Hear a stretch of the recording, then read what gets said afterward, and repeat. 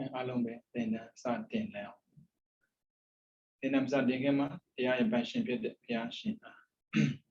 Number that the own genius of the Chico Buzo, from your man shop, Java so.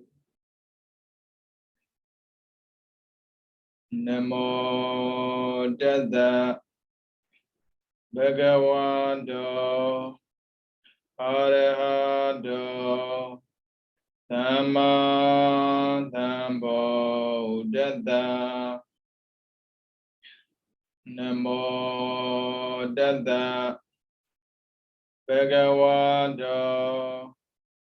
Arahado Dhamma Dhammo Dada Namo Dada Bhagavado Arahado Dhamma Dhammo Dada.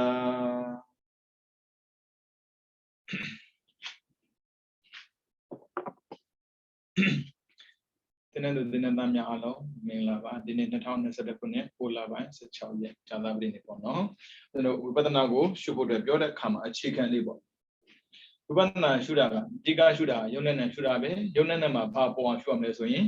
ဒုက္ခပေါ်ဒုက္ခပေါ်အောင်ရှုမယ်ဆိုဒုက္ခမရှိလို့လားဆိုရှိတယ်ရှိမှမသိလို့အဲကြောင့်သစ္စာလေးပါးကိုပြောထားတာကဒီSai waဆိုတာကျင့်တာမလားစိုက်ဆိုတာလွတ်သွားတာကျင့်လို့မယ်မကျင့်ရင်မလွတ်ဘူးကျင့်တဲ့အခါမှာဘာကိုအဓိကကျင့်မလဲဆိုတော့ဒုက္ခသိအောင်ကျင့်ရတာသမုဒိယအလိုလိုပယ်တာသမုဒိယဥစဉ်တော့ပယ်လို့မရဘူးဒုက္ခသိမှသမုဒိယပယ်ဘာဖြစ်လို့ဆိုတော့ပြည့်နေတဲ့ပစ္စည်းကိုသိမှအဲ့ဒီပစ္စည်းမှာတွေ့တာတဲ့စရာပျောက်တာလေပုံနေမစားဘူးကောင်းနေစားမှာပေါ့ရှင်းရှင်းလေးကိုဒါကြောင့်မကောင်းဘူးဆိုတာကိုသိရမယ်တဲ့သိတာကမက်ကသစ္စာကမက်ကင်တရားကိုရှင်းပါဖို့ပြောတာမက်ကင်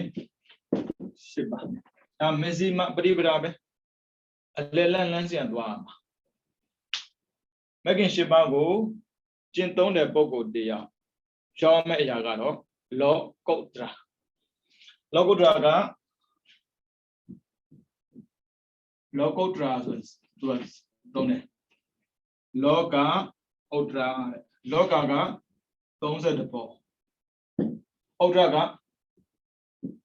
လွန်တာသမုတ်လွတ်တာ32ပုံကနေတော့လွတ်သွားတာ32ပုံကိုလွန်သွားတာ30ပုံဘာရှိလို့လဲဆိုရင်ယုံနဲ့ရှိတာပေါ့ယုံနဲ့ရှိရင်ဘာလာမလဲဒုက္ခလာမှာဒုက္ခမှမသိလို့သမုဒိယဖြစ်တာဟိုဒါကြောင့်မဂ္ဂင်၈ပါးကိုကျင့်သုံးမဲ့ပုဂ္ဂိုလ်တယောက်မှာပေါ့နော်ပြည့်စုံမဲ့အင်္ဂါလေးတွေကိုမဂ္ဂင်ကပြပေးတယ်မဂ္ဂင်တရားကို၈ပါးဟုတ်ပြီမဂ္ဂင်၈ပါးကိုကြည့်မယ်ဆိုရင်1သမ္မာဒိဋ္ဌိ2သမ္မာသင်္ကပ္ပတောက်ကြတော့ပညာလို့သူကသုံးတယ်ပထမဆုံးစလို့တရားမထိုင်ခင်မှာသိတဲ့အတိအကျလည်းသမ္မာဒိဋ္ဌိပဲဒါပေမဲ့အဲ့ဒါကြတော့လောကုတ္တရာမဟုတ်ဘူးလောကီလို့သိတယ်လေဒုက္ခမှသိတာပေါ့ယုံနဲ့မှန်တယ်မြဒုက္ခပဲဆိုတာသိတယ်ဒါပေမဲ့မျက်စိနဲ့မြင်တယ်လို့မြင်ပြီလားဆိုတော့အဲ့လိုတော့မဟုတ်သေးဘူးအဲ့လိုမြင်ဖို့ဆိုရင်တမာတိလိုအပ်တယ်ဟုတ်ပြီနော်ဒါဆိုရင်ယုံနဲ့နာဟာဖြစ်ပြီးပြတ်တတ်တယ်အနိစ္စဒုက္ခအနတ္တလို့သိတာကိုသမ္မာဒိဋ္ဌိလို့ခေါ်တယ်ဒီတိုင်းပဲသမ္မာသင်္ကပ္ပလာတာဒီယုတ်ဒီနာဟာအခုမှဖြစ်ပြတာမဟုတ်ဘူးအတိတ်ကလည်းဖြစ်ပြနေတာပဲနောင်လည်းဖြစ်ပြနေအောင်မှာပဲမြင်နေတာမဟုတ်ဘူးနော်မြင်လို့သိတဲ့အခါမှာတွေ့ရတပုံစံနဲ့ကြာသွားတာ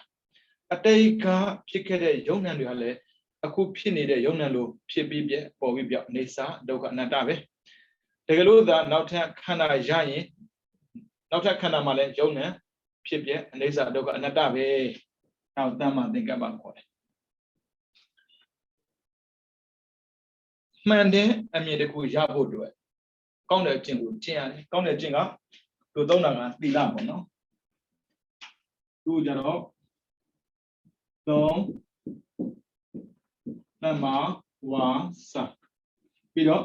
လေးသမ္မာကမ္မန္တငါသမ္မာအာဇီဝဒါကြတော့သီလလို့သူကသုံးတယ်ကိုကျင့်ရမယ်ကိုကျင့်တရားပေါ့နော်ဘယ်ဒီကျင့်ရမလဲဆိုရင်သမ္မာအာဇီဝကျင့်သိတာသိတဲ့ကျင့်ရမှာသမ္မာဝါစာဝစီဒုစရိုက်လေးပါးကိုမပြောပါနဲ့ဝစီဒုစရိုက်ကိုတော့ပြောပါစကားဟာမှန်ပြီးအကျိုးရှိနားထောင်စရာကောင်းမှအဆင်ပြေမှာမမှန်တာမပြောပါနဲ့အကျိုးမရှိတာမပြောပါနဲ့သူများထိခိုက်တဲ့ဟာမပြောပါနဲ့တဲ့ပြီးတော့သမ္မာကမ္မန္တတတ္တဖြစ်တာမလုပ်ပါနဲ့တတ္တဖြစ်တာဒုစရိုက်ကြီးလောက်တာတည်တာနဲ့အဲ့ဒါကိုအမှားလို့မသိသေးရင်တော်တော်ကိုမှားလို့ပဲသေနာကိုကျင့်တရားမှာဒုစရိုက်ရှောင်ခိုင်းတာပဲသမ္မာကမ္မန္တဆိုတာနံပါတ်1ပါဏာတိပါဒမတတ်ပါနဲ့လူမမဟုတ်ဘူးဘယ်တရိษံကိုမှမတတ်ပါနဲ့ဘာဖြစ်လို့ဆိုတော့တရိษံတိုင်းသရဝတိုင်းဟာသူ့ရဲ့ခန္ဓာကိုယ်ကိုချစ်တတ်တဲ့တဏှာရှိတယ်တဏှာရှိတော့သူ့ခန္ဓာကိုစွန့်ကျင်တဲ့ဆန္ဒသူမှမရှိဘူးရှင်းပြောဆိုမသိခြင်းဘူးပေါ့ဗျာမသိခြင်းတဲ့သရဝဘာဖြစ်လို့သတ်ရတာလေရှင်းလင်းပဲဗျာမဂ္ဂင်၈ပါးနဲ့ကြီးတာတောင်မှဒုစရိုက်လောက်တာကိုဒုစရိုက်လောက်တယ်လို့မသိသေးဘူးဆိုရင်မဟုတ်သေးဘူးနော်အဲကြောင့်မို့မတတ်ပါနဲ့သူများပစ္စည်းကိုမတရားမယူပါနဲ့မတရားလည်းမသိမ့်ပါနဲ့လမ်းလည်းမစားပါနဲ့စင်ကြယ်ပြီးမှဆိုတော့အောက်မှာပါတယ်တမ္မာအာဇီဝငါတို့ကလေဒါမလို့ရင်သေမှာအဲ့လိုစင်ကြယ်ပြီးမှဆိုလို့ဒါကြတော့ဝါဒနာတချို့ကရှိတယ်လိန်ရမှာဝါဒနာပါတာသူများအတင်းပြောမှာဝါဒနာပါတာညနေလို့မဟုတ်ဘူးပြက်နေလို့မဟုတ်ဘူးတချို့ကြတော့လေဘဝပေးချင်နေရလိန်မစားမယ်လူရှိတယ်အဲ့ဒါကြတော့မိစ္ဆာအာဇီဝဖြစ်သွားတာတမ္မာအာဇီဝမဟုတ်ဘူးသမ္မာကမ္မန္တမှာကြည့်လိုက်လေပါဏာတိပါဒမလုပ်ပါဘူးအာဒေနနာမလုပ်ပါဘူးကာမေတုမိစ္ဆာဆိုတာမလုပ်ပါဘူးဝါဒနာရကိုမလုပ်ဘူးသမ္မာအာဇီဝကြတော့ဘဝပေးချင်တယ်မင်းဒီလိုမတတ်ရင်မင်းကိုတတ်မယ်ကိုအသက်သေမှကြောက်လို့သူများတတ်တာမိစ္ဆာအာဇီဝဒီတိုင်းပဲမင်းဒီပစ္စည်းကိုရမှာမခွင့်ရင်မင်းကဒုက္ခပေးမယ်ကိုကိုဒုက္ခပေးမှဆိုလို့ကိုငတ်မှကြောက်လို့ကိုဒုက္ခရောက်မှကြောက်လို့လောက်တာမှန်သမျှမိစ္ဆာအာဇီဝသမ္မာအာဇီဝကျတော့ရှင်းလေးပဲဘဝကဆင်းရဲမွဲတင်နေပါစေမဟုတ်တာလောကုံမလုပ်ပါဘူးတဲ့ဝါဒနာကိုခဏထားဝါဒနာဆိုတာဘာပဲပြောလေသူများအမြင်မှာတစ်တောင်အောင်တတ်တဲ့လောက်ရှောင်မိနေလို့ရသေးတယ်ဘဝဆိုတာကသူများကူလို့မရဘူးသူများကယ်လို့မရဘူးညက်သေးမှလေသိရင်သေးပါစေတော့ဘဝဆိုတာထက်သေးနေတာပဲလေဒါမဟုတ်တာလုပ်ပြီးသေမဲ့စာဟုတ်တာလုပ်ပြီးသေခံမှာဘောလို့သိရတဲ့ပုဂ္ဂိုလ်ကသမ္မာအာဇီဝဒီလိုမျိုးဘဝနေထိုင်တဲ့ခါမှာကောင်းကောင်းမွန်နေထိုင်တဲ့ပုဂ္ဂိုလ်တွေကဘဝလွတ်မြောက်အောင်လုပ်တဲ့ခါမှာသိလွယ်တယ်တဲ့ဒါကြောင့်မို့ယူဆကြပါဦးဇင်းတို့ဉာဏ်စဉ်7ပါးကိုပြောတဲ့ထဲမှာပါလာလိမ့်မယ်တရားကျင့်တဲ့ပုဂ္ဂိုလ်တယောက်ရောက်လာမယ်အဆင့်တန်းပေါ့နော်တရားထိုင်တဲ့အခါမှာဘာတွေကြုံလာမလဲအဲ့ဒီကြုံတဲ့အခါမှာဖြစ်လာတဲ့ဉာဏ်ကဘာဉာဏ်လဲဆိုတာကိုထပ်ပြောအောင်ပါဒါကမနေ့ကပြောခဲ့တဲ့ကိစ္စဉာဏ်ကိုအတက်ချက်နေတာမေဂသစ္စာမှာကိစ္စဉာဏ်သူကဘာလုံးမှလဲနိဗ္ဗာန်ရောက်စေမှလေဒုက္ခကင်းစေမှလေနိဗ္ဗာန်ရောက်စေမယ်ဒုက္ခကင်းစေမယ်ဆိုတာမလောက်ခင်ကလေးကနေတော့ဒီမကြည့်သူကတာရှင်းသွားတာဒါကြတော့တန်ရှင်းရေးမဂ်ကင်လို့ခေါ်တယ်တန်ရှင်းရေးသ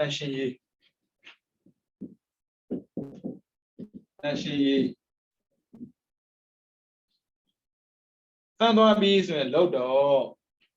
နောက်တွဲမယ်ငါပြီးတော့6လာမယ်သမ္မာ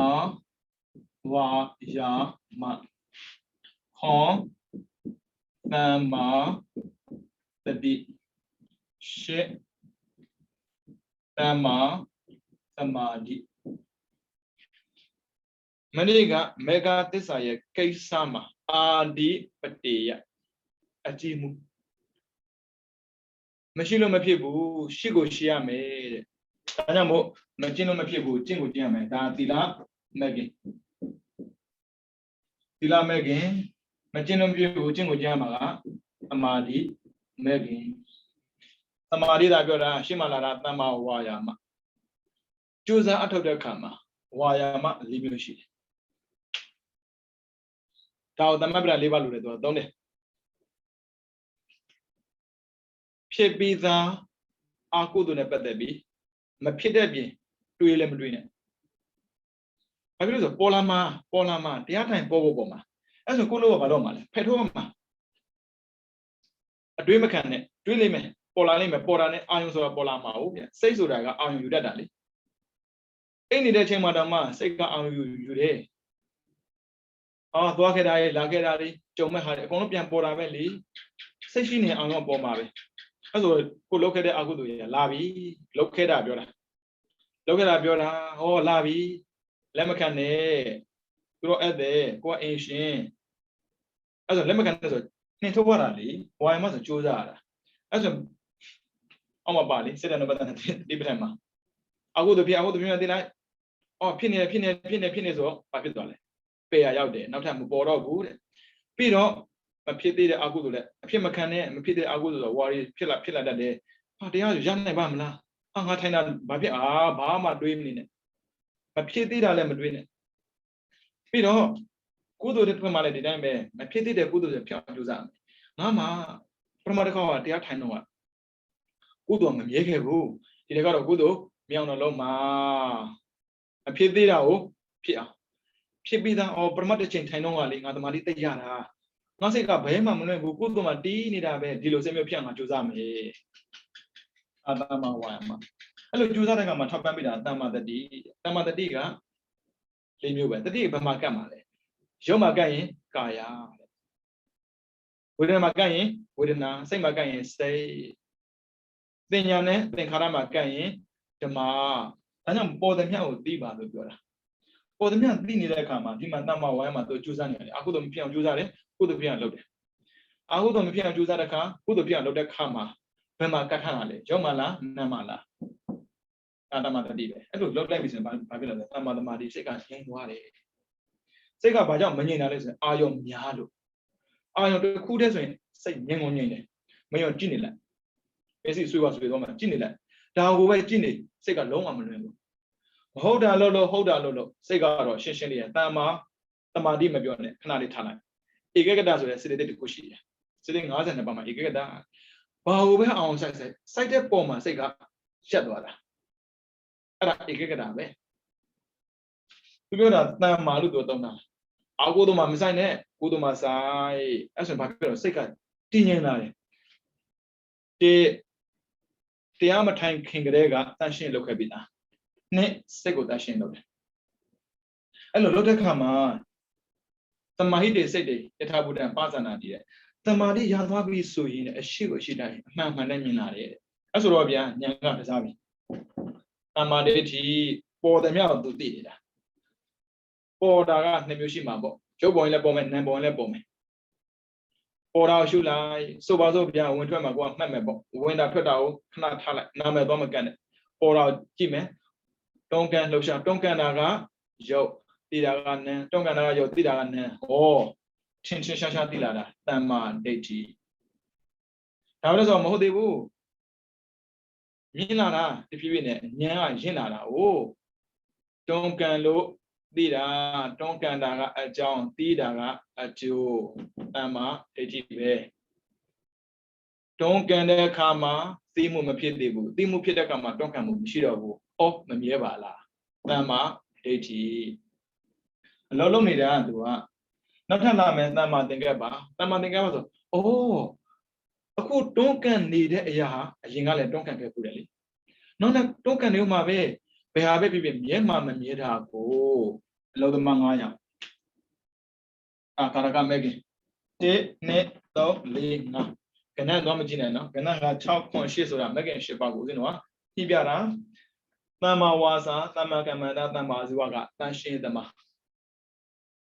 အထက်မှာသူလုံးမလို့ဘူးအပြင်မှာသူလုံးလို့ပြင်မယ်ဒါပေမဲ့အထက်မှာလောရမှာမလုံးလို့မရဘူးလေတန်ရှင်းရသူလုံးသွားဆိုပြီးရုံခန်းထဲမှာကိုကလောရမှာလေငင်းပြီးလောက်ပါစကားမများပါနဲ့အဲကြောင့်မို့လောက်တာဒီမယ်တမ္မာဝါယမတမ္မာတတိတမ္မာသမာဓိဒါအရင်လောက်ရတာလောပြီးလုံးနဲ့ပေါ်လာမှာကတမ္မာတတိတမ္မာသင်္ကပ္ပဒီမဲခင်၅ပါးကိုကာရကအလုသမားလို့ခေါ်တယ်တမ္မာဝါစာတမ္မာကပ္ပတမ္မာဇီဝကတန်ရှင်းသမားလို့ခေါ်တယ်တန်ရှင်းသမားကသူ့သူတန်ရှင်းသွားလိမ့်မယ်အလုသမားကအထက်မှာပြအောင်လုပ်ပါဒါဆိုရင်ဒီအဆောင်တစ်ခုဟာဘာကိုမဆိုသူကလုံနေတာဖြစ်တဲ့အတွက်အောင်မြင်ပါပဲအဲ့ဆိုမက်ကင်ရှိပါပြည့်စုံသွားရင်မက်ဆိုတာပေါ်လာလိမ့်မယ်ဟုတ်ပြီနော်အဲ့ဆိုရင်မက်ကင်ရှိပါကိုစူးစမ်းတဲ့ပုံကိုတယောက်ရမှာကတော့လောကုတ္တရာတရားရှိပါပဲအဲ့ဆိုလောကုတ္တရာတရားရှိပါမှာလောကဥဒ္ဒရာရဲ့အဓိပ္ပာယ်လေးကိုသိဖို့လိုတယ်ဘာဖြစ်လို့များလောကုတ္တရာကိုရကျင်နေရတာလဲတကယ်ဆိုရင်လောကဓမ္မနေလို့လည်းရတာပဲလေဘာဖြစ်လို့များအဲ့လောကဓမ္မမနေခြင်းမဲ့နဲ့လောကတဲ့ကထွက်သွားခြင်းရတာလေနေခြင်းတော့ဘူးလေစစလို့တဲ့ပုံကိုလည်းဒီတိုင်းပဲအရာရာသူတို့ကောင်းတယ်လို့သူထင်ကိုမထင်တော့အဲ့ဆိုတော့လွတ်ရင်အေးတာပဲဒါကြောင့်အမှားနဲ့လွတ်တာပေါ့နော်ခန္ဓာလွတ်တယ်ဆိုထုံးစံမရှိဘူးကတဉဏ်ဆိုတာကမဲ့ပေါ်မှာဒိဋ္ဌိနဲ့ဝိသေကစာတတ်မှာအလုံးမလုံးပဲနဲ့တော့မရဘူးဒီတိုင်းပဲတရားမှတ်တဲ့ပုဂ္ဂိုလ်တယောက်ခန္ဓာရဲ့ကောင်းတာတခုမှမတွေ့ဘူးကြတော့ရင်းငွေလာတာ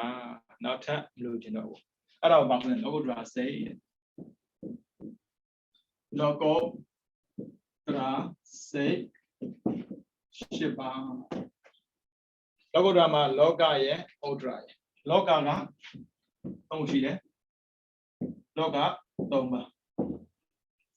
จิตตตလောကจิตตตလောက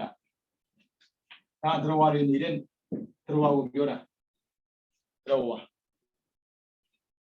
ဘာဖြစ်လို့သရဝါပြောလဲဆိုတော့ခန္ဓာကိုတတ်မဲ့တယ်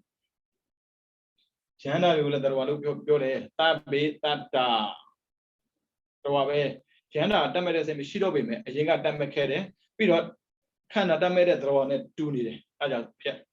ဖျားဉာဏ်ဓာတ်လည်းတတ်တာလို့သူကတောင်းတယ်အဲကြောင့်တတ္တလောကဆိုတာသရဝါသက်ရှိသရဝါအလုံးတတ်မဲ့သရဝါဆိုထုံးစံမရှိဘူးသက်ရှိပဲရှိတယ်အဲဆိုရင်ရုပ်ရှိမယ်နာမ်ရှိမယ်ယုံနာမ်ရှိမယ်ဟုတ်ပြီလားသရဝါမှာရုပ်ရှိမယ်နာမ်ရှိမယ်ယုံနာမ်ရှိမယ်ရုပ်ကအ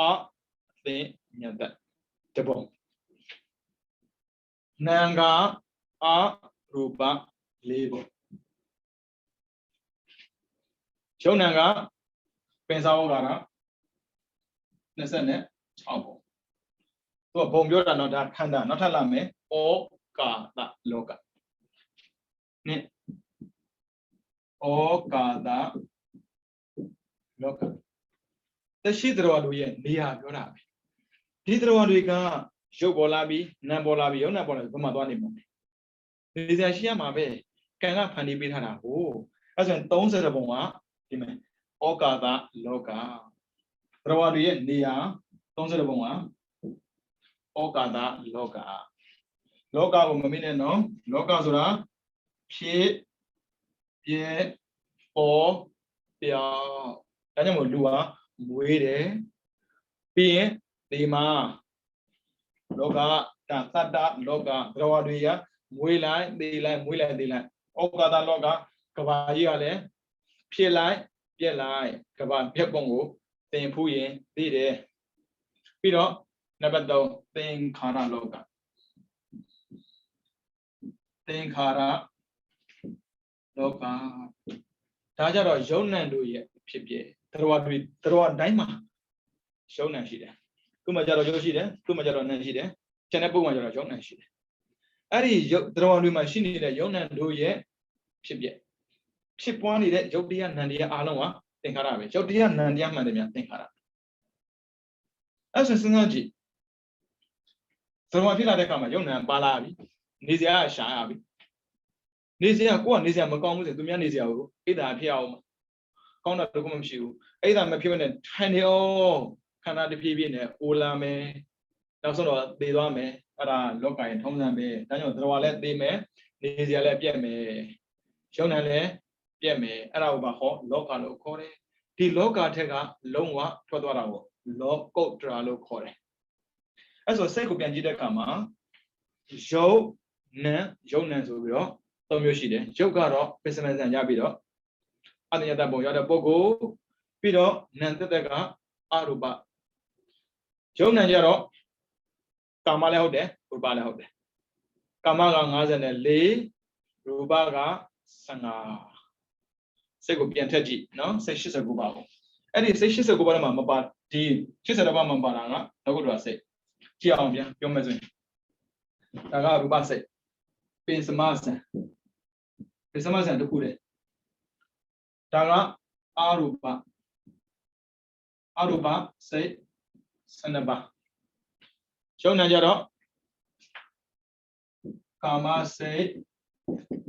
54ပါးရဲ့ပြီးတော့ရူပစိတ်15ပါးရဲ့54 15စနစ်ပေါင်းလိုက်ပါ82ပါးရှိတယ်အဲ့ဒီ80ပါးမှာမပါတာကလောကုတ္တရာစိတ်အခုပြောမှကလောကုတ္တရာစိတ်ပြောမှာဒါဆိုလောကုတ္တရာစိတ်ဆိုတာကဘယ်လိုစိတ်မျိုးလဲပေါ့နော်တော်လည်းမဖြစ်စေဘူးနေစရာလည်းရှားစရာမလိုဘူးရုံနဲ့လည်းမပေါ်ဘူးအဲ့ဒီစိတ်မျိုးကဘာစိတ်လဲဆိုရင်မဲလေးပါဖိုလေးပါလောကုတ္တရာစိတ်က10ပါးရှိတယ်မဲဆိုတာကအကြောင်းဖိုဆိုတာကအကျိုးရှင်ဗျာဒါဆိုရင်ဖိုဆိုတဲ့စကားမပြောနဲ့ဝိဘက်လို့ပြောလို့မရဘူးရတာပေါ့ဒါပေမဲ့ဝိဘက်ကြတော့ဝိတ္တဆိုကြရှိတယ်ဆိုပါစို့ဗျာမဟာကုသိုလ်10ပါးရှိတယ်မဟာကုသိုလ်10ပါးကအကြောင်းဆိုရင်မဟာဝိဘက်10ပါးဒါအကျိုးဒီတိုင်းပဲရူပကုသိုလ်5ပါးဒါဆိုရင်ရူပဝိဘက်5ပါးအရူပကုသိုလ်4အရူပဝိဘက်4အကြောင်းကြောင့်ဖြစ်တဲ့အကျိုးမှန်တယ်များဝိဘက်ဒီမှာနာမည်ပေးတာမဲဖို့မဲကြောင့်ဖြစ်တဲ့အကျိုးကြတော့ဖလားဖို့လို့သုံးတယ်ဝိဘက်ကြတော့တဲ့ဘိထွေဆိုကြရှိတယ်ခန္ဓာရတာဟိုနာမကျင်မှာကိုက်မှာခက်မှာနောက်ဆုံးသေးမှာဗျာဒါပေမဲ့တဲ့မဲဆိုတဲ့အကြောင်းကြောင့်ရလာတဲ့အကျိုးကြတော့ဖလားအကျိုးသိတဲ့မသေးဘူးတဲ့အဲကြောင့်အရတ္တဖို့ရသွားရင်မသေးတော့ဘူးမေးမှာပေါ့ရှင်ဗျာသောတာပတ္တိမေရပြီသောတာပတ္တိဖို့ရတဲ့ပုဂ္ဂိုလ်မသေးဘူးလားပေးမှာသူတို့မှာဖြစ်တဲ့စိတ်ပြန်ကြည့်ကုသိုလ်ဖြစ်နေတယ်ကုသိုလ်ဖြစ်နေတာပေးမှာယန္နာဖြစ်တော့ကရိယာဖြစ်သွားတယ်ကရိယာဖြစ်တော့နောက်ထပ်မသေးတော့အဲကြောင့်ကရိယာပြန်တော့ပါတယ်ဟုတ်ပြီနော်အဲဆိုရင်မဲ၄ပါးဖို့၄ပါးမဲ၄ပါးဖို့၄ပါးကြားဖို့ပါတယ်ဗျာတရားထိုင်နေတဲ့ပုဂ္ဂိုလ်တွေကိုတရားမထိုင်တဲ့ပုဂ္ဂိုလ်ကခက်ရှာရှာရဲ့ဒီအဘိဓမ္မာသင်္นานကိုလေတက်နေပြီဆိုကြတဲ့ကသူတို့မှာအတွေ့အကြုံကရှိပြီးသားအတွေ့အကြုံရှိပြီးသားအဲ့ဒီအတွေ့အကြုံနဲ့စာနဲ့ကွက်တိကြမကြလိုက်တိုင်းကလည်းဖြစ်ကောင်းဖြစ်မှာပေါ့နော်အဲ့ဆိုမဲလေးပါရင်ပြောမယ်သောတာပတ္တိမဲဆိုတဲ့အကြောင်းသောတာအပတ္တိတဲ့နိဗ္ဗာန်ဆိုတဲ့ရည်ထဲကိုမဲ့ခင်၈ပါးပြေးစုံလို့ပထမဆုံးရောက်တဲ့သူသောတာဆိုရည်ပြောတာရည်အရင်သောတာကအပတ္တိကရောက်တာ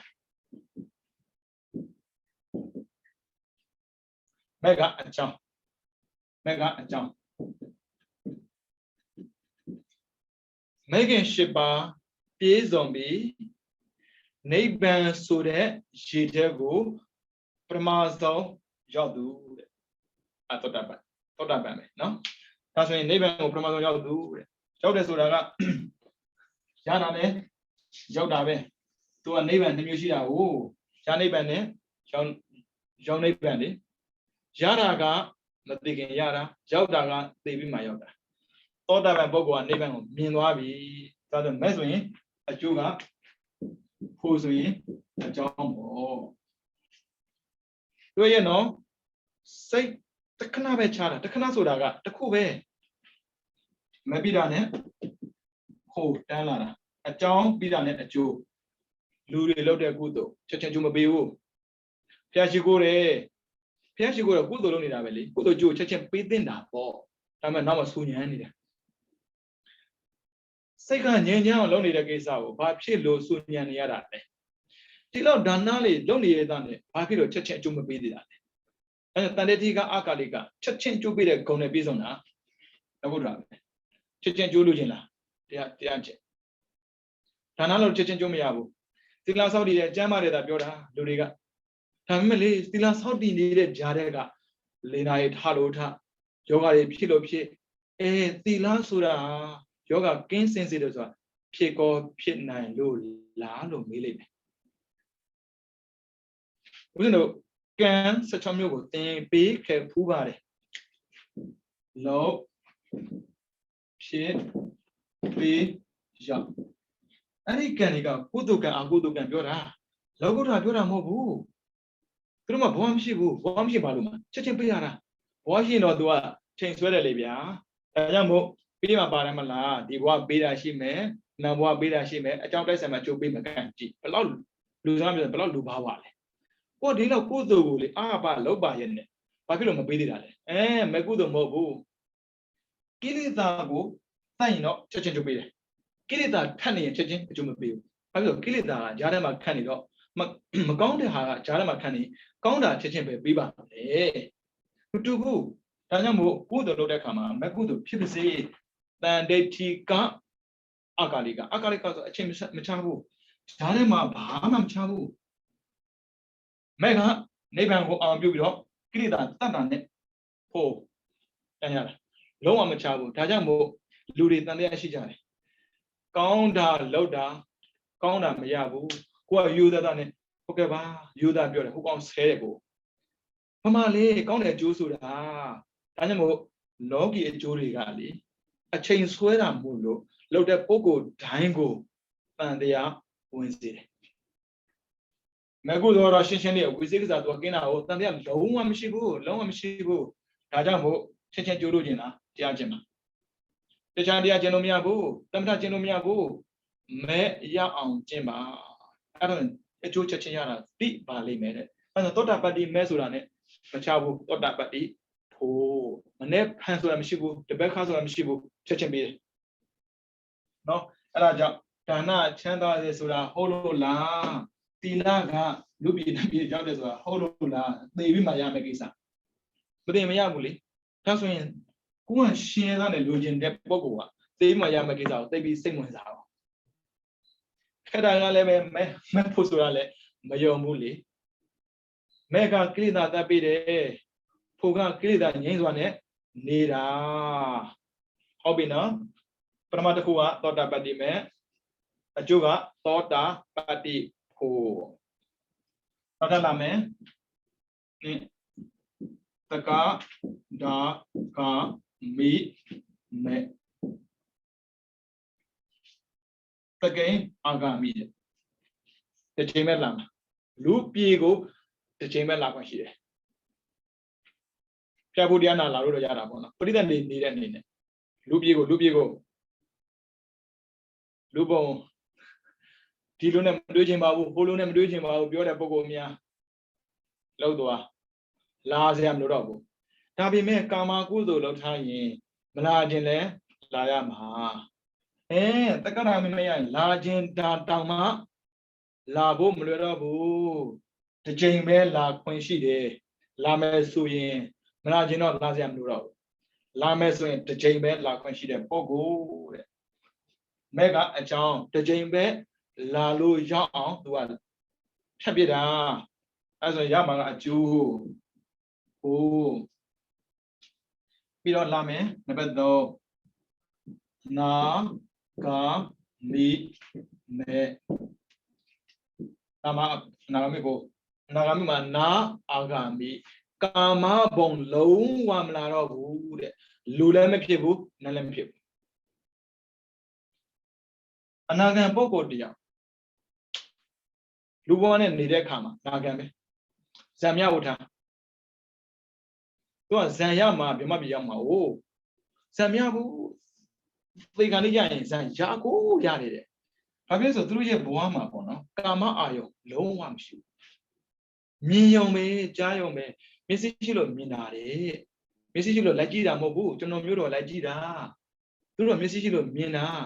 ကြတော့ဖြတ်သွားလို့မြင်တာလေကြည့်တာကြတော့သွားကြည့်လို့မြင်တာလေမတူဘူးဒါကြောင့်မတူကြတာကာမရာဂကင်းသွားတာမို့လို့ကာမဆက်တဲ့ပုံလုံးဝမရောက်တော့ဘူးရူပဘုံမရောက်တယ်ဓမ္မဖြစ်ကိုဖြစ်မယ်ပေါ့ဟုတ်ပြီနော်အဲ့ဒါကိုပါခေါ်အနာဂါမိမဲ့လူပြေနတ်ပြေအပယ်မပြောနဲ့တော့လုံးဝမလာတဲ့ပုဂ္ဂိုလ်အနာဂံလို့ခေါ်တယ်ပုဂ္ဂိုလ်ကဖို့ဖြစ်စေတာကမဲ့ဟုတ်ပြီနော်ပြီးတော့လေးအရအတမေကိလေသာယံသူကိုသတ်ပြီးသူတဲ့အရဟာအရဆိုတာကိလေသာတဲ့ဟာဆိုတာတတ်တာကိလေသာသတ်ပြီးတဲ့မဲ့ကိုအရတမဲ့လို့ခေါ်တယ်ကိလေသာကုန်သွားရင်ဖို့လို့ခေါ်တယ်ရမယ်နော်ဒီဘက်ကိုတော့မရေးတော့ဘူးပါဇက်နဲ့ပြောပြတယ်သောတာပတ္တိမဲ့နိဗ္ဗာန်ဆိုတဲ့ရေထဲကိုပထမဆုံးရောက်ကြောင်းဖြစ်တဲ့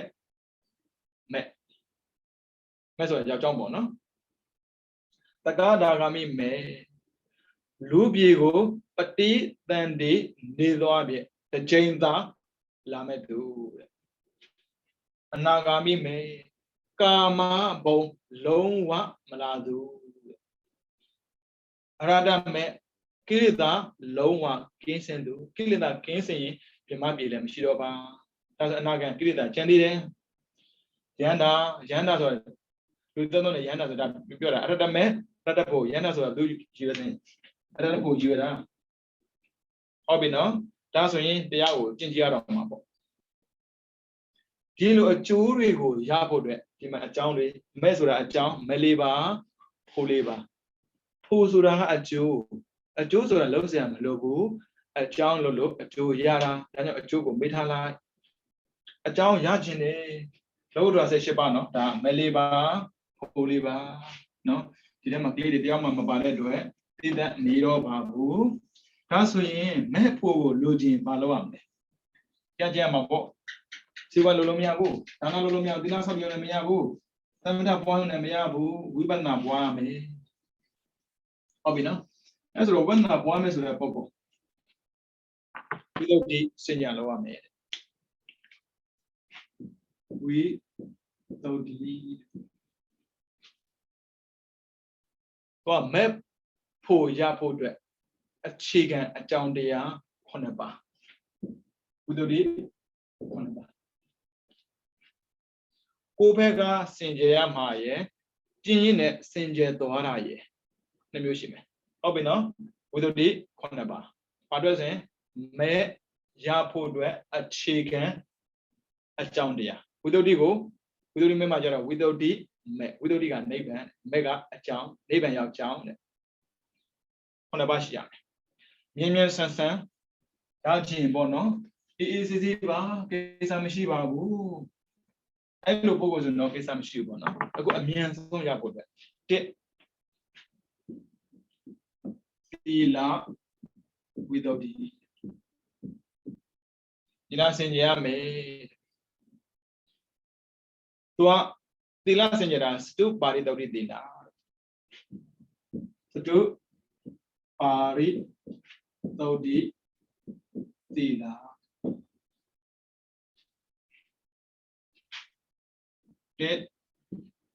ပါတိမောက္ခသံဝရသီလ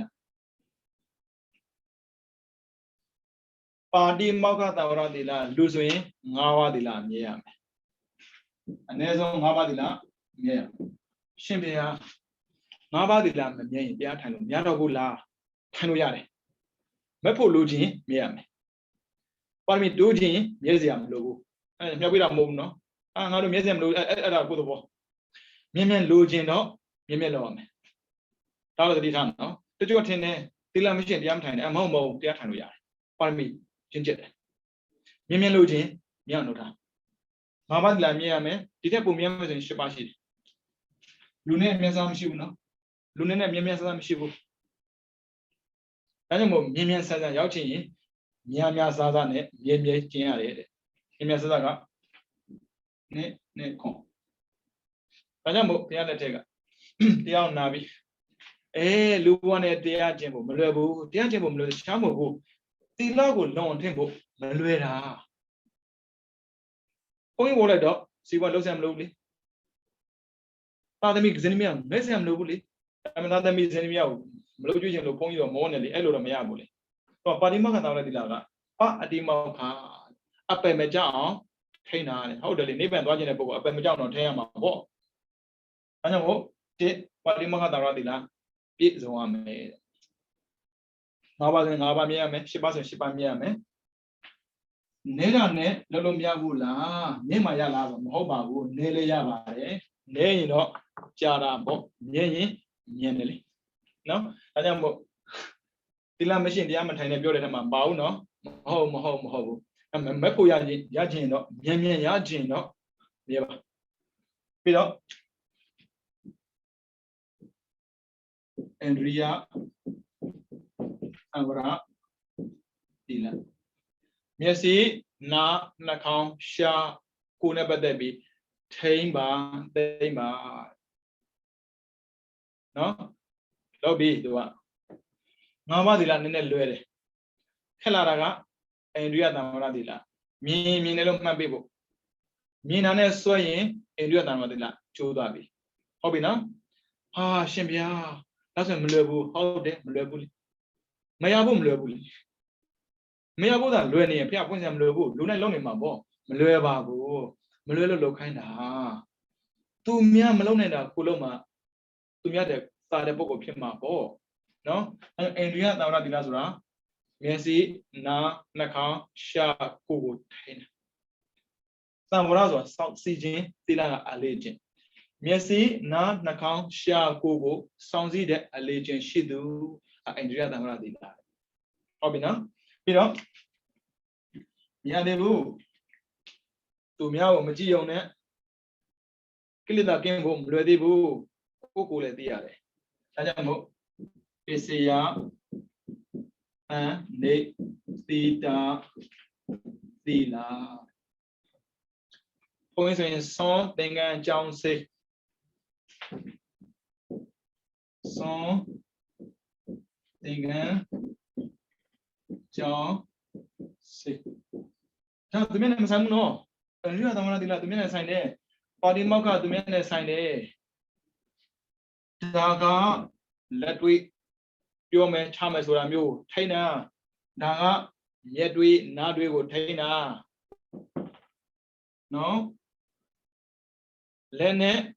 ပါးစပ်ပဲထဲအောင်နဲ့မလုံလောက်ဘူးတဲ့ကိလေသာကင်းခြင်းပြောတာပါနော်ကိလေသာကင်းကြောင်းပြောတာနော်ဝိသုဒ္ဓိဒါကြောင့်ပစ္စယတဏိတိတာဒါကိုနဲ့ဆိုင်သွားပြီသွန်သူမြကိုလူလိုက်တယ်လေသင်္ကန်းသူမြကိုလူတယ်လေကြောင်းသူမြကိုလူတယ်လေပြီးတော့စိတ်သူမြကိုလူတယ်လေလူစကားပြောမယ်ဟောစာကိုဝဲသူမြပေးကိုပိုင်ဖြစ်သွားပြီပြီးတော့စားစရာကိုချက်သူမြပေးကိုပိုင်ဖြစ်သွားပြီကိုပကံထဲမှာလေငါဟင်းလို့ဘယ်သူပြောမှာကိုစားလိုက်ပဲဘယ်သူပဲပြောကိုစားလိုက်ဘာလို့မလုံးလုံးမရတော့ဘူးလေဒါကိုပိုင်လေးကြောင်းဆိုတော့အိမ်ပဲရှင်မဒီနေစအိမ်မရှိဘူးလာအောင်မှာဘာလို့မရှိရမှာတော့ခန္ဓာရှိရင်နေစအိမ်ရှိတာပဲကိုယ်တော်မနေစရှိနေကြတယ်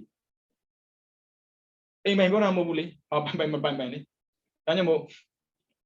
home and house မတူဘူးပေါ့နော်ခန္ဓာချရနေရအလုံးဟာကြောင်းပဲ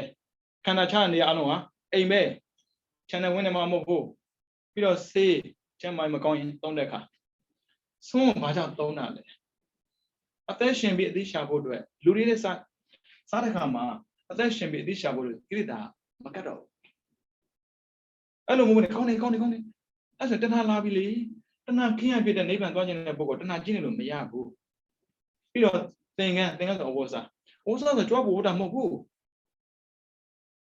ဒါပေမဲ့လူဘဝမှာကျတော့မဟုတ်ဘူးလေအမလီလူမအဝတောင်းမအကောပြောကြတာဟုတ်ဗျ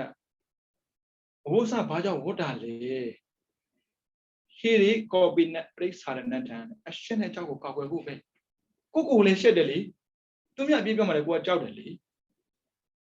Doesn't Paloma, no one Paul. Ah, Shemia killing a elmobo. Do the agin in a mobile. Look, bo. Pama Biom, no? I don't know was a what time. That's Sarai. Obino was a what time. Damn it, the name, like a woman, what a chamber since you kind of.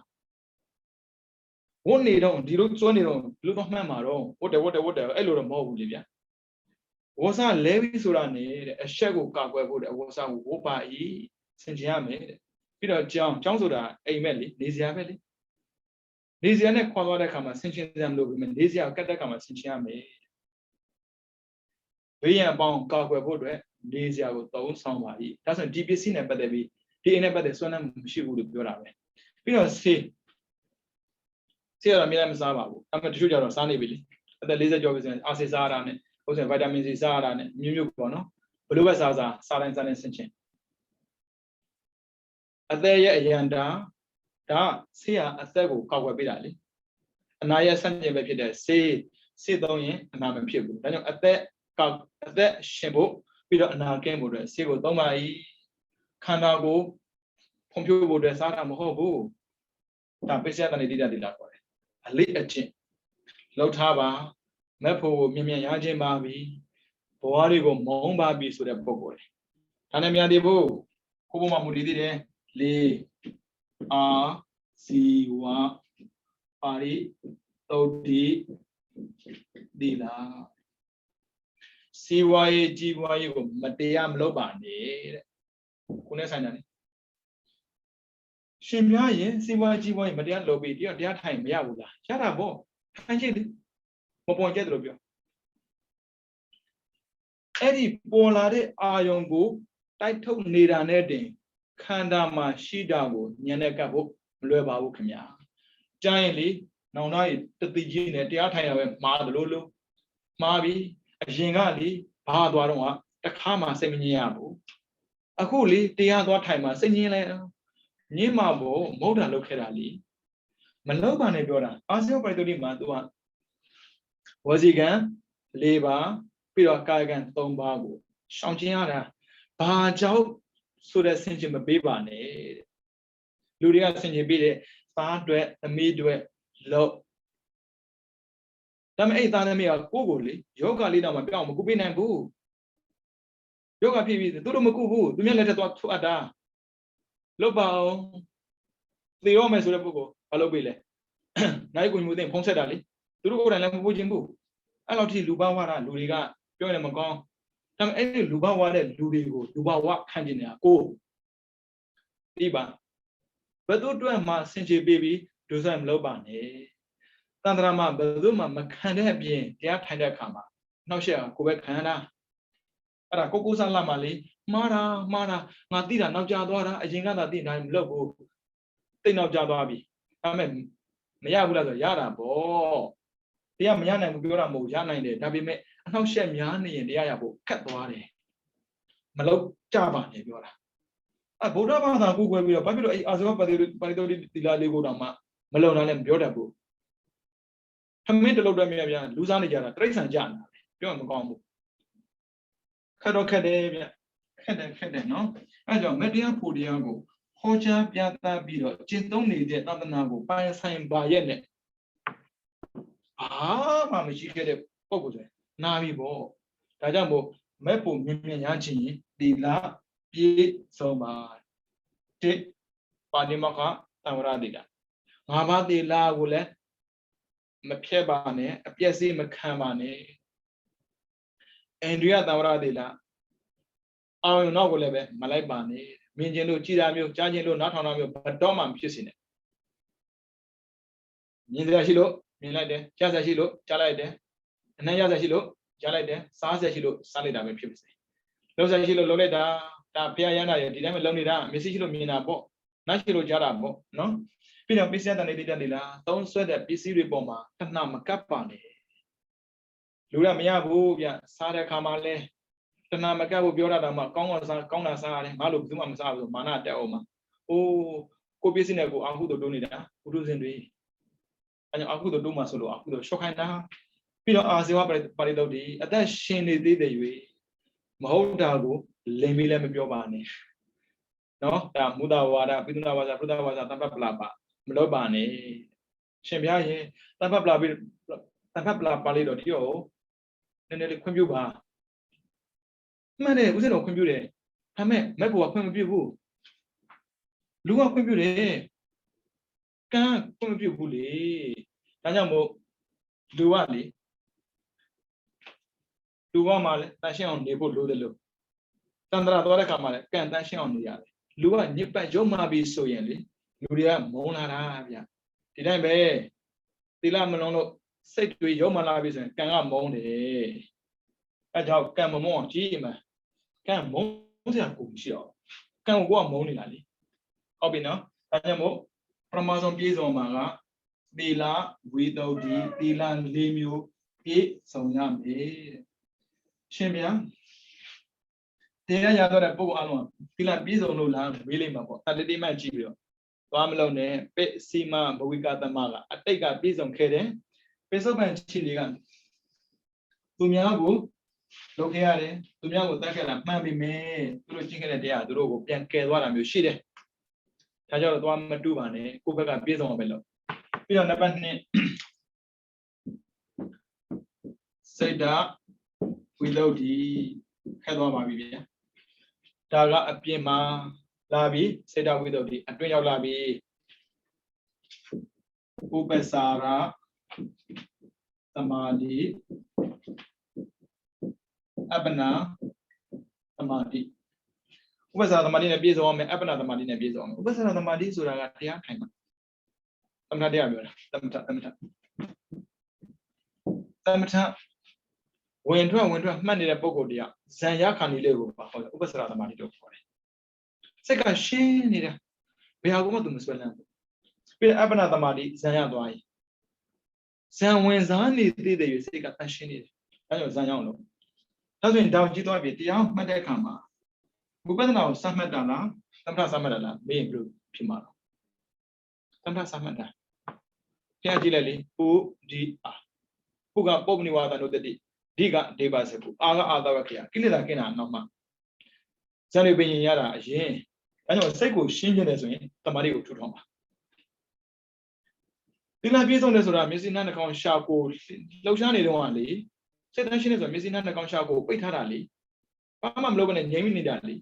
စိတ်တန်းရှင်းနေရမယ်အဲတရားလေးတော့ထိုင်ကြပါစိတ်တန်းရှင်းရင်ပေါ့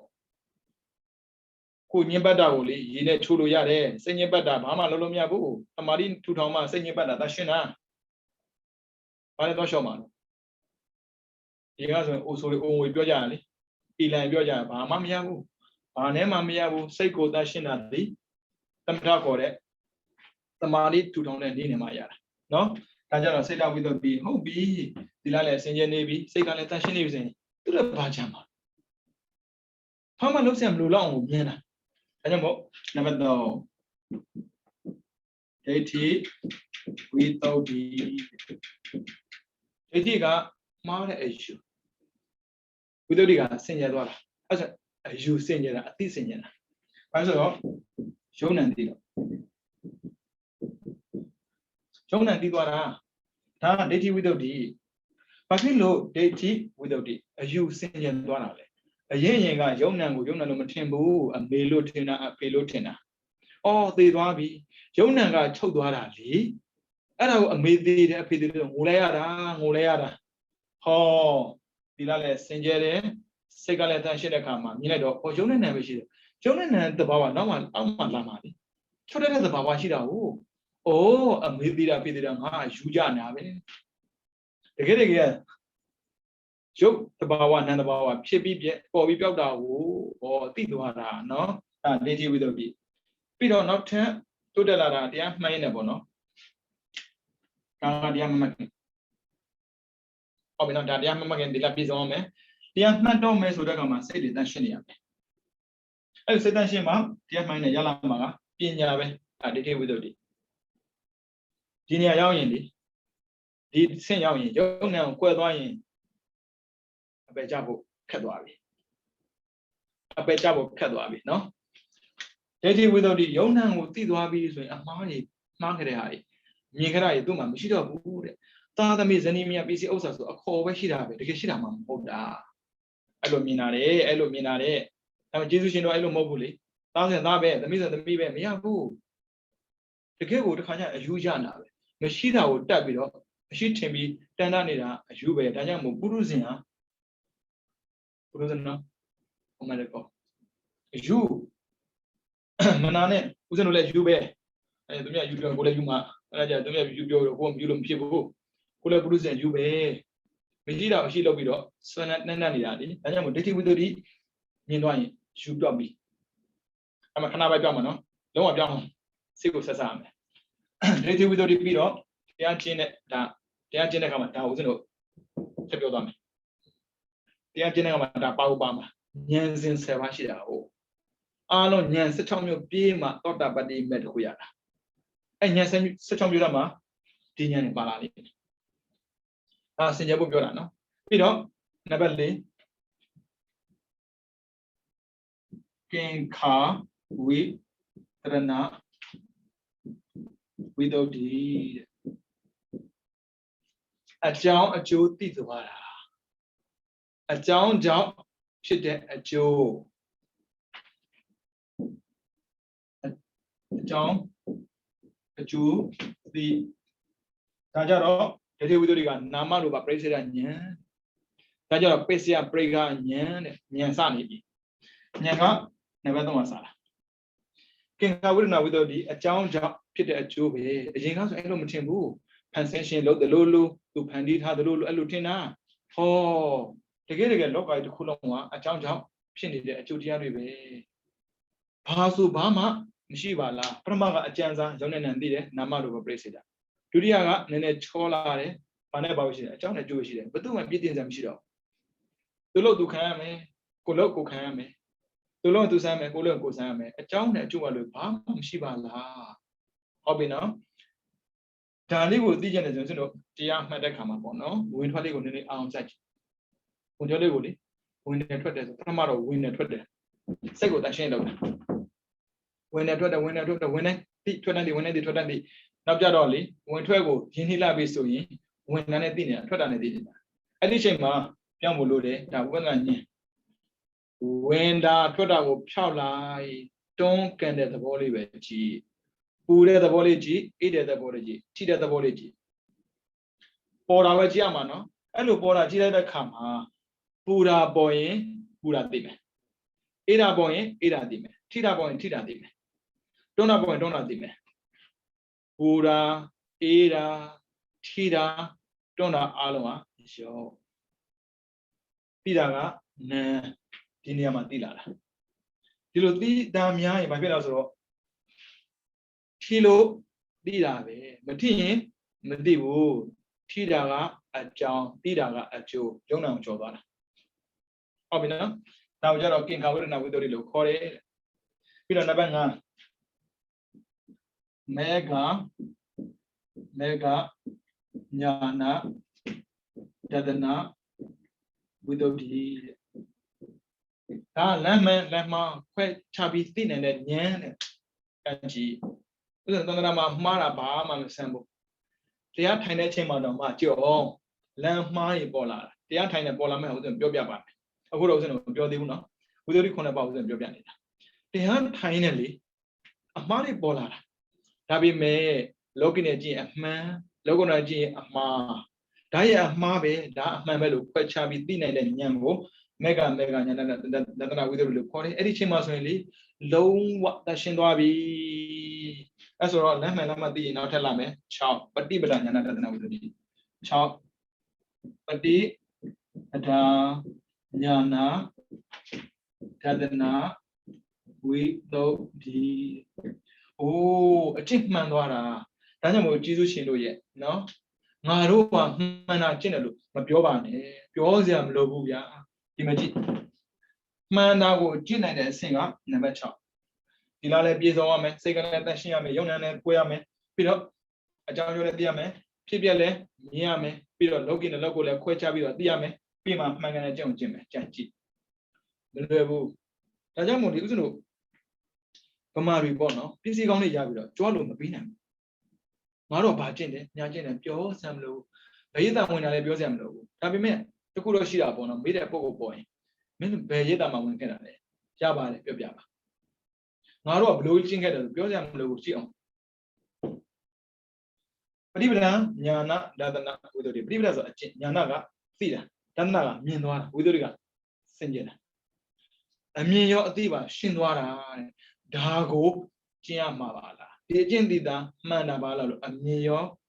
အသိပါရှင်းသွားတာပြီးတော့နံပါတ်9အဲကြတော့ရသွားပြီညာနာဒါသနာဝိသုဒ္ဓိမက်ဖို့ရသွားပြီညာနာဒါသနာဝိသုဒ္ဓိတဲ့မက်ဖို့ရပြီတဲ့မက်ဖို့ရဖို့အတွက်ကြည့်အောင်6ချက်လို့တယ်ပြောသလားမလွယ်ဘူးလေမလွယ်ဘူးဆိုတော့မကျင့်တော့မရဘူးမြင့်တယ်ဆိုရင်မတက်ရင်မရဘူးခက်တယ်ဆိုတော့မလုပ်ရင်မရဘူးအဲကြောင့်မို့လုပ်ကြည့်ပါတက်ကြည့်လိုက်ပါတောင်းတော့သောတာပတ္တိမက်ရတော့ပြီကျန်တဲ့မက်တွေကမလို့တော့ဘူးလို့တော့လုံးစရာမလို့တော့ပြောမှာလောက်ရတယ်ဒါမှတိတ်လွယ်သွားတယ်နော်ဝိသုဒ္ဓိနိဗ္ဗာန်ရောက်ကြောင်းမက်ဖို့ရကြောင်းခုနှစ်ခုဆုံးပြရမှာနော်တခုတည်းမရဘူးနော်တခုတည်းမရဘူးကိုတွေ့ပြောတာကျန်တဲ့ဘုရားတော့ပြောတာဘူးပေါ့ဗျာတန်တတိမန်တော့သွားနိုင်နဲ့နော်အဲ့ဆိုစလို့တရားကိုတော့စမ်းကြည့်ကြရမှာပေါ့ဒီနေ့ကျင့်လို့မရဘူးတော့မှကျင့်မရမှာဟုတ်တယ်လေဒီနေ့ဘယ်လိုသွားကျင့်မှာတော့လာရုပ်တရားကျင့်တယ်သိလာတဲ့ဟာကိုဆိုတော့ပြောပြမှာလေအဲ့လိုမှဘယ်လိုသွားပြောမှာလဲပြောလို့မရဘူးဘယ်လိုမှမရဘူးမမီဘူးရှင်းပြရင်ကစီနှက်လိုက်တာကစီနေတာမို့အချင်းကခွင့်မပြုတာရှင်းပြီးတော့ခွင့်ပြုတယ်ခန္ဓာခွင့်ပြုတော့သူတို့ကပြောလို့မရဘူးသူရင်ပြောမှလေတရားခန္ဓာခွင့်ရထားတာလေခန္ဓာခွင့်မပြုဟုတ်ပြီနော်နိဗ္ဗာန်ရောက်ခြင်းရင်ဒီခုနှစ်ချက်ပြည့်စုံအောင်မယ်ဒါမဲ့ကိုလုံးဝမှာနေမယ်သီလရယ်စိတ်ရယ်ကိုကျင့်တရားပြည့်စုံမယ်စိတ်တရှင်းရမယ်ကျန်တာသူတို့သွားလိမ့်မယ်တရားကကိုယ်ကိုခေါ်သွားလိမ့်မယ်တရားခေါ်ရောက်ခေါ်လိုက်သွားတာဒါမဲ့တရားရှိရကိုသွားမယ်ဒီမဲ့သီလနဲ့စိတ်တရားရှိရကိုသွားဒိဋ္ဌိကင်္ခဝရဏမေဃပရိပဒဉာဏတနာတရားကကိုယ်ခေါ်သွားတာဒါကြောင့်တရားရှိတဲ့နေရာကိုသွားလိုက်ပါတရားကိုခေါ်သွားလိုက်ဒါကြောင့်ကိုကလက်သိပေးနေုံပဲသူ့ခေါ်သွားတာဟောကြည့်ဒါပဲသူကလက်ပြသွားတာကိုလည်းရှင်းပြတာလေကိုကလက်သိပေးနေုံပဲ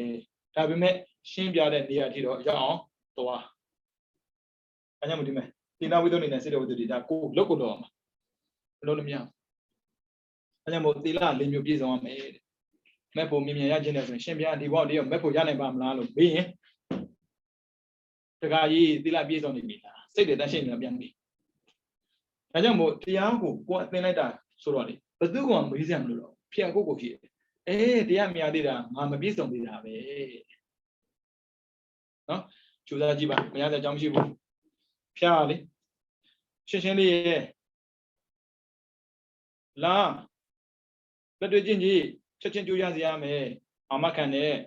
သူကိုယ်တိုင်ရလို့သက်ခါတော့ဘဂဝတာဓမ္မောသူကိုယ်တိုင်ရပြီးမှပြန်ဟောထားတာသစ္စာဉာဏ်ကိစ္စဉာဏ်ကတ္တဉာဏ်ဆိုတဲ့ဉာဏ်သုံးခုရဲ့ပြီးတော့ဒုက္ခသမုဒယနိရောဓမေဃမှာရှိနေတဲ့သစ္စာကိစ္စကတ္တဉာဏ်12ခုစုစုပေါင်းတိပရိဝတ္တဒေါဒတကာရဒီဟာကိုသိပြီးမှဘုရားကကိုယ်တိုင်ဘုရားတော်ဝန်ခံတာအဲ့ဒါမသိဘဲနဲ့ဘုရားလို့ဝန်မခံဘူးတဲ့ဘုရားတော်မှာဒါကျင့်ပြီးမှဘုရားတော်ဝန်ခံလို့ရရင်ကိုလည်းပဲဒါကျင့်ပြီးမှယဟန္တာတော်ဝန်ခံလို့ရမှာပေါ့မကျင့်မဲ့တော့မရဘူးဗျာမကျင့်မဲ့တော့မရဘူးဒါတွေကဉာဏတဒနာဝိတ္တိကဒါကတ္တဉာဏ်ဒါကတော့ဒါကိစ္စဉာဏ်တွေဆိုတော့သူပေါ်လာလိမ့်မယ်နော်မပူပါနဲ့ဗျာတရားကတော့ကိုယ်ကမပူပါနဲ့ပြောနေတယ်သူတို့ပူနေပြောတရားအတွက်ပူနေတော့တရားရလာတာမဟုတ်ဘူးတရားချင်းမှတရားရမှာငါတို့ဘာမရသေးဘူးဘာမှညီးမနေနဲ့ပစ္စည်းမရှိလို့ရှိတဲ့နေရာကိုသွားဝယ်သေးတာပဲဗျာတရားမသိရင်သိအောင်လုပ်ပေါ့အိမ်မှာဘာပစ္စည်းမရှိဘူးဆိုတော့မလေးသူများမေးရတာလေနင်တို့ဘယ်မှာဝယ်တာလဲအဲ့ဒီပစ္စည်းငါကြိုက်တယ်အဲ့ဒီနေရာရောက်အောင်သွားပြီးတော့ Wedira be, Tiale Tinja Bobia, Lua, never Bima War, Matanda Vanilla. Toto Pemambari, Toto Kamyabari. Diluna Madrid Musura Submet, Venet Tuyama. Did a student in a Tatuina, but we would obtain it. Inga Leve, Diluna Dream of the Matemudi, who the lobby of the water when I, or Diluna Dream, Palado Kamyale. Not a Madrid Musu, Kana Mission, choose up. They are Jenda Bogo Dango, Tiaga. That's how people send him. Magina Bogo, that's how Yazia John, Michigo. Choose up. No, as a Megan Shipper, he's on law man, Tashin of Tama, Tashin Atoma, Tamawasa, Tamakamada, Tamatuba. Choose up, Tama Waima, Tamadadi, Tamadamadi. Chala Valley man, Tamaditi, Tamadingamba. Tanoa, Tamaditi, Tamadingamba. No, as a Woody Conaba Bizon, the Ayavido man. Kilo Yara Moguno, Chimayamano, or Mati Davi, Chadalao the Ludides of Pony men, bear me, and you pony you are Madidali. Orderly, Ludides of Pony me boo, Mammy boo, Shimia Nino Joyavi, who's in the Guramuri, the Chapo did a orderly. Oh, Brigado Brubla, oh, Yosero, Mimosero, Poker Abe, oh, Dura, oh, long. The young Miabu, Mepusura, Chimayara, Daniel Ludi de Sura de Ponya Pudiabo, the only Yana Pedana Mobu, Chima Yana Peda, Mazis or Level Demedy, Kino, Shana Pedao, Daniel Ludi de Sura, Ponya Girabo, Edo Gini Lobe to a Jangeda. Purga, go a Jangeda, no? Pama is and Shiba, they are Chima. Yene Dwini Johnny Mava, no? Tajamo. Kanda Jibi, my son Piabane, Gilida Jib, my son Piab. Kanaji, Ada Poime, Ada Lube, Poina Marabe, Lule Marabe, Poim Mouse and developed of Pola Mamo, Poina Marabe. Dig out in Yamaga, Ilidago, Nion Jiba, Lova, Doda Mohadi, Ludiago, Mike Medwazid. Mount Mike Dwazid. Lova she, Doda she, more she Yonadom Hobo, fountain as sign. I know among she nine and Yamagani, Mamma Bo. And then she didn't have one lima. Loba doda more shin and Samba, who one loba doda more shirabo, to get it on Chibi. Pialo Miado, oh, Shimia Loba, Digo, Gilibalalo, Pialo Yan Yoraba. Pialo Miado, no, Doda le G, more le G, no, Daniel, Tingan Otara, Tingan Chogaroli, Doba the Terminal. Hobby, no, choose a jabia, no, I have chicken to Rosia. He made a one, Shinas in Kalalima. Kanda Nyayab Tiago. Chijanjo Arto Nanjabas. Kanda Nyayab Diamago, Chijanjo Arto the Kamalevan, Tisaliva Mediago, near Mount Butte Nanjabas. Tisaliva Mediago, Panchantin and Timia. They are Sahid, Aria Drogomia, near Mount Buapid, Navango, Lemianzo, near Mount Bunando, Drogomia, Chicha Bazi, Condati.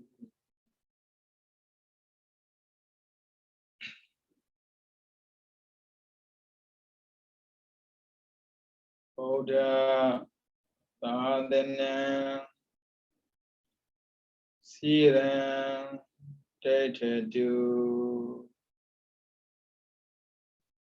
Oda Sadhana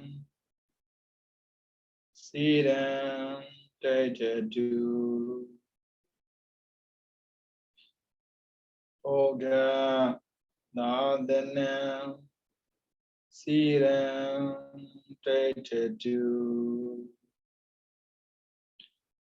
Sadhu Sadhu Sadhu